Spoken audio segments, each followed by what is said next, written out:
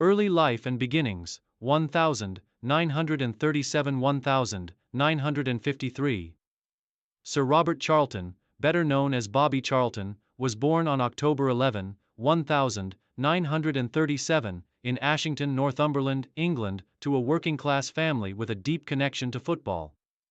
His father, Robert Charlton Sr., was a coal miner, while his mother, Sissy, was a homemaker. Growing up in the heart of industrial England, Bobby's early years were marked by a love for sports, especially football, which he inherited from his father. Charlton's talent for football became evident early on. He attended Ashington Secondary School, where his exceptional skills in the sport caught the eye of local scouts. Charlton's passion for football led him to join the youth system of Newcastle United, but it was at Manchester United that his career truly began to blossom. In 1953, at the age of 15, Charlton joined the famous Manchester United youth team, which had been steadily building a reputation for producing talented young players. His signing was a momentous occasion, marking the beginning of what would become a legendary career. Under the guidance of manager Matt Busby, Charlton was given opportunities to develop and refine his skills. And it wasn't long before he made his debut for the senior team. Breakthrough at Manchester United, 1954-1960, Charlton made his first team debut for Manchester United in 1956, at the age of 18, against Charlton Athletic in the Football League. This marked the beginning of a long and illustrious career at one of the most storied football clubs in the world. His early years at United were characterized by rapid growth, both in terms of technical ability and football intelligence. Charlton's exceptional vision, passing range and goal-scoring ability quickly made him an indispensable member of the team. Under Busby's leadership, Charlton and his teammates, including players like Duncan Edwards, Dennis Viollet, and Roger Byrne, formed a team that would come to be known as the Busby Babes.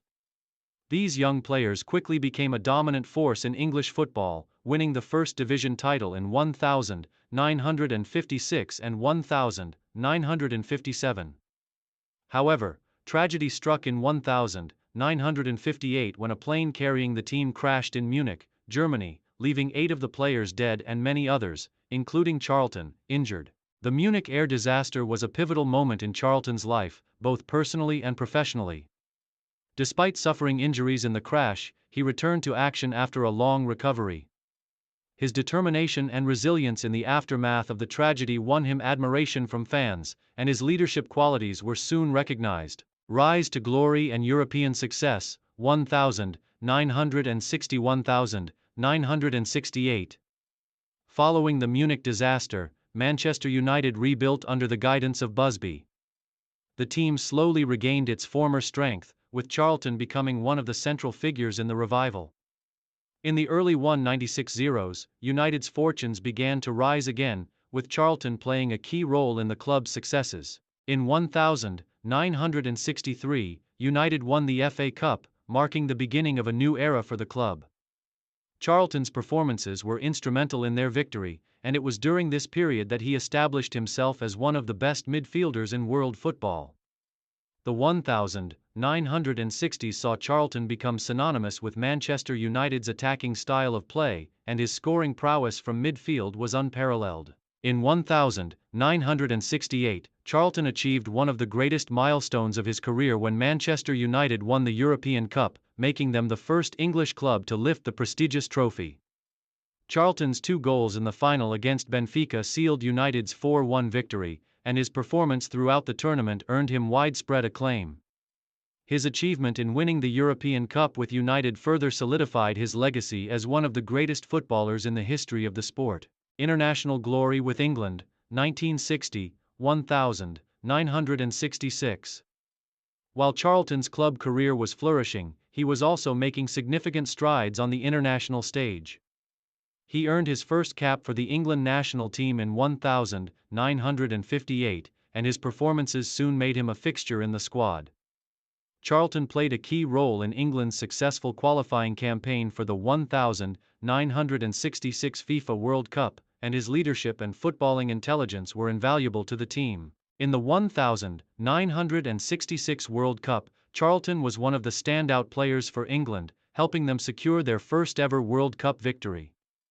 Throughout the tournament, he demonstrated his passing ability, work ethic, and leadership on the pitch.